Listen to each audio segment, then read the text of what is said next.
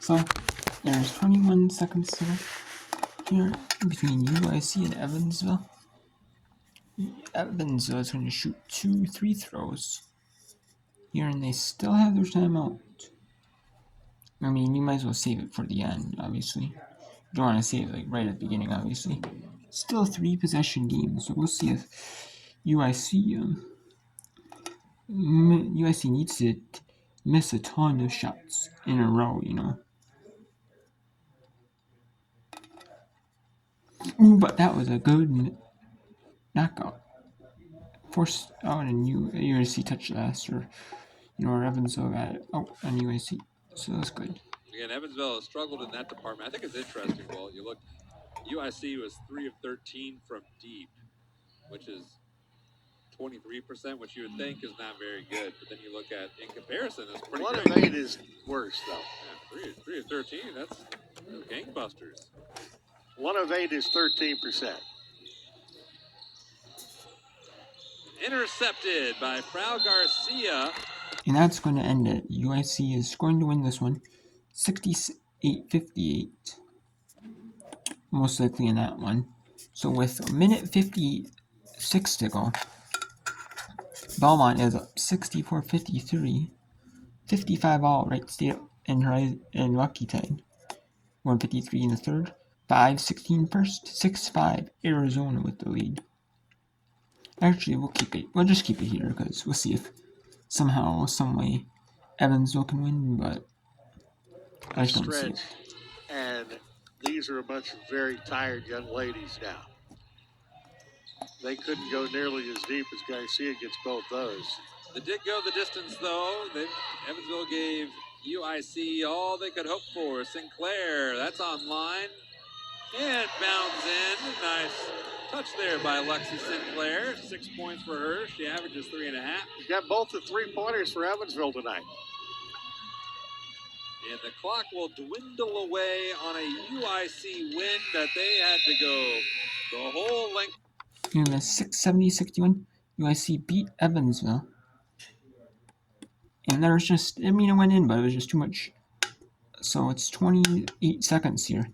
Belmont is up 64-53. Sent straight to announcers on ESPN Plus. Meyer shot block. Nope, it's not a block, it's a foul. Kendall Cheeseman called for her third. I kind of thought she was going to get credit for another block.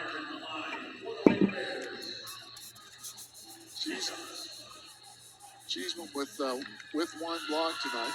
Beckemeyer at the line. First free throw is too strong, no good. Kevin Beckemeyer, 14 points tonight, all coming in the first half. In fact, 12 of them in the second quarter. She really kept the Lady Bears in the game in the first half. She scored 14 of their 22 points in the first half. Misses both free throws, but the offensive board by Missouri State, Beckemeyer has it taken away, but it's knocked to Kennedy Taylor, who lays it up and in. 64-55. Emily LaChapelle will be fouled in the backcourt with 10.4 seconds. That was a trap, but and nope. They did try to trap, but they couldn't trap. They had to foul. Obviously, I think we're at the point in this one where we can name our Puckett's player of the game, being Kendall Cheeseman. Puckett, our player of the game, presented by Puckett's Grocery and Restaurant. Another outstanding performance by Kendall Cheeseman. Emily LaChapelle with the free throw. It's good. She is 5 for 5 at the line tonight, which is really pretty good because Belmont has struggled at the free throw line tonight. She makes them both. So Emily LaChapelle, 6 for 6. Belmont as a team is 10 of 17.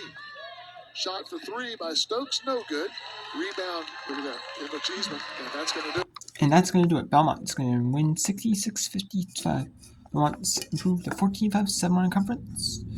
Missouri State goes to 12-5-6-2 in conference play. And Belmont played 2 more games in non-conference than Missouri State did.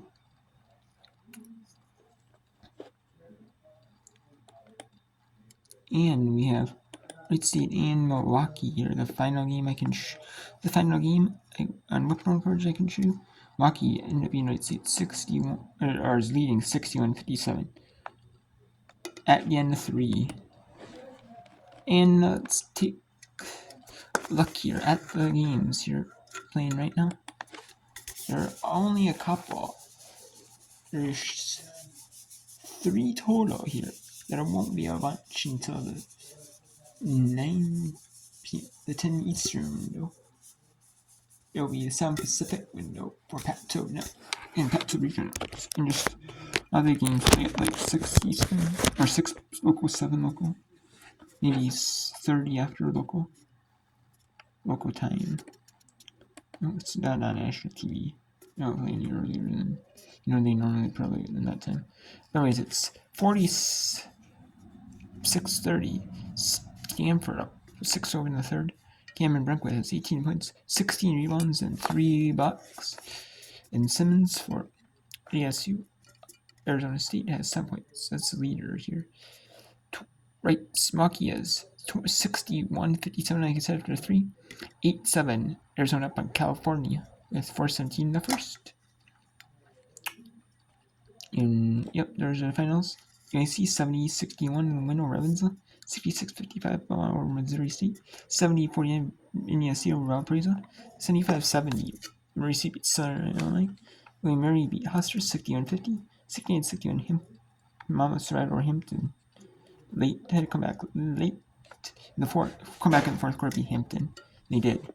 Northeastern 73-66 over Delaware, and 73-51 North Carolina A&T beat Campbell. And now let's talk about the games for tomorrow. See the best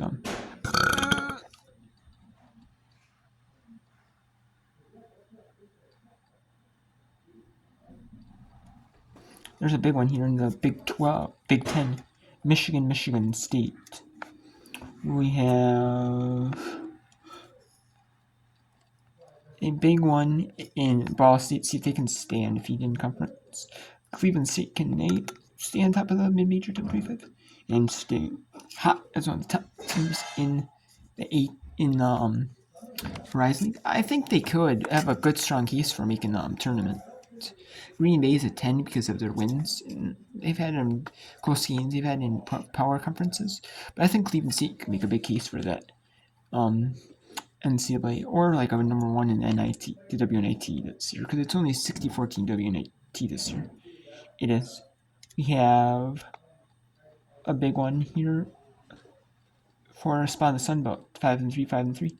Undefeateds in UCUSA. Winner will stay undefeated in CUSA play. That's going to be a big one. 15-4, 5-0 against 14-5, 5-0. Nebraska, Iowa in the Big 10. Obviously, Iowa can't look her very next watch her play. Iowa State. But it's a big spot, for them. Because there's a bunch of teams fighting for that 4th spot. You have Iowa State, West Virginia fighting for one of the top spots in the Big 12. We have Holy Cross, see if they can keep their streak undefeated. We have St. Joseph, see if they can stay on top of the mid-major top 25 and, stay like really one of the top mid-majors. We have a good battle, 3-0, it's 2-1. Should be good, interesting. See if Fairfield can keep their undefeated streak in MAAC play going and keep only stay 1 loss. Limon is the first year in Division 1 and they're in the NEC conference, and we'll see if they can stay hot. Even have an unbeaten record or above 500 record. That would be with their conference, so that'd be pretty good. Sacred Heart stay at the top of the conference at 5-1. Chattanooga, see if they can stay top of the Southern against a struggling Western Carolina team in conference and overall. We have Jackson State, see if they can stay above top of the conference. Vermont, see if they can stay in tied for 2nd in the conference. Maine, see if they can stay tied for 2nd in the conference. Albany, see if they can top of the America East with a big win. Marshall is in Sunbelt, see if they can.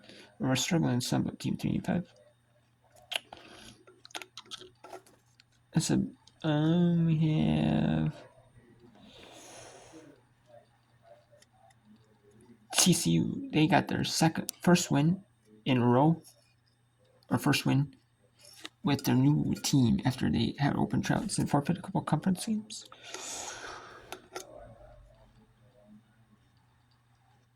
They doesn't count their overalls. Troy, see they can stay second in the Sun Belt.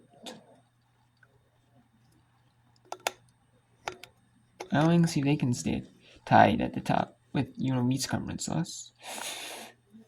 Tulsa and Charlotte are good American about 4-5-2. See if they can stay near top of the American. Gene Madison stay top of the Sun Belt. Winner of this game will be first in conference play. Lamar is 6-1. Southeastern is 7-0. So winner will have the tiebreaker if Lamar wins. Southeastern Lamar will have the tiebreaker. If Southeastern A wins, they'll have the tiebreaker. Grand Canyon with their one loss to conference. That was surprising. They lost to Stephen of Austin. That was a surprise. But we'll see if they can hold up. Still be up top of the WAC just with that half-game lead because, but we'll see though. Eastern Washington when Northern Arizona, that's a big conference game. Eastern Washington is in the mid-major top 25. Eastern Washington would be. That's obviously at 16-3. For a mid-major, that's pretty solid. And Northern Arizona 13-6-5-1. Major top 25. And we'll see if Big Sky 7-0. They can prove 7-0. Winner will actually be first in the conference because obviously whoever wins will have the tiebreaker. Kansas State 19-1, 8-0 Big 12 play. We'll see if they can win, improve to 20-1, and climb even towards the top, even farther up the rankings. Be like second. I don't obviously South Carolina until they lose, they'll be number 1. But man, they'll be pretty solid. Kansas State has a good chance. Gonzaga 6-0 in WCC play, 17 overall, number 17, and that's good. They'll see if they can stay undefeated in conference, and obviously get their 20th win in overall. Drake stay undefeated in Mountain West or Missouri Valley Conference. Missouri Valley Conference. 8-15 in the top 25 in the major and in overall. UNLV obviously top 25 mid-major, coming off that one loss in conference on last week. We'll see if they can bounce back against Nevada. Hawaii and Cal Poly, that's a tough matchup. Stay near the top of the Big West. You see Irvine stay atop the Big West? Can they do that near the top of the Big West? Can Oklahoma, surprising everyone, of their upset of Texas? They were struggling in non-Big 12 play. They were 6-5, didn't they? Yeah, they were 6-5, and now they're 12-6. So it's really surprising. Toledo, they're one game behind. Obviously, they lost to Ball State. See if they can improve. See if they can bounce back over their Ball State win on ESPN. That was on CBS Sports Network on Sunday. See if they can bounce back with the win. With some wins, obviously, and still stay hot. Florida Gulf Coast, see if they can beat Austin Peay and stay undefeated.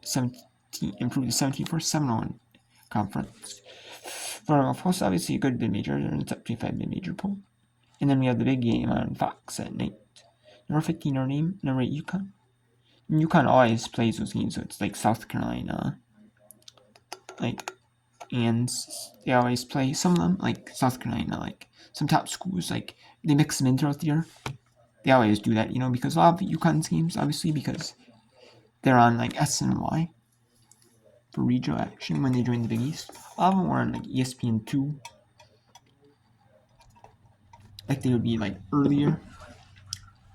Like to fit like ESPN, ESPN2, ESPNU, like a time slot. But usually like ESPN, ESPN2. They would, but now they're on. But yeah, there's not a lot of games late at night. Usually, sometimes you see like the occasional game at night, which you do. You see like Florida Gulf Coast, S&P, Buffalo, Toledo, Winthrop, High Point, Kansas, Oklahoma. See some of them like West, like late West or East Coast games. Like you see them like their normal time midweek. If they play like Wednesday, Thursday, usually for all these schools. And you see some at like early in the day. And you do see some spread out throughout the afternoon, a little bit earlier than they normally play at night, but not like super early. But you do see a lot of them at like 2 Eastern, like 1 Central. So yeah, you see a bunch of them. So. And yeah, so we'll show you. I don't know if I can watch it all, but definitely watch, many as I can, So till then, take care. And I'm going, go take a look at Wright State, Milwaukee. It is whip around coverage. Is over for the I cannot tree pet toe coverage. It is. Let's take a look right here. It's 53-37 Stanford on Arizona State. You're 6th and 3rd. 67-65. Milwaukee and Wright State. Up in Wright State by 2. And with 6-3 and the 4th, California 16-12 on Arizona. 1:11 to go.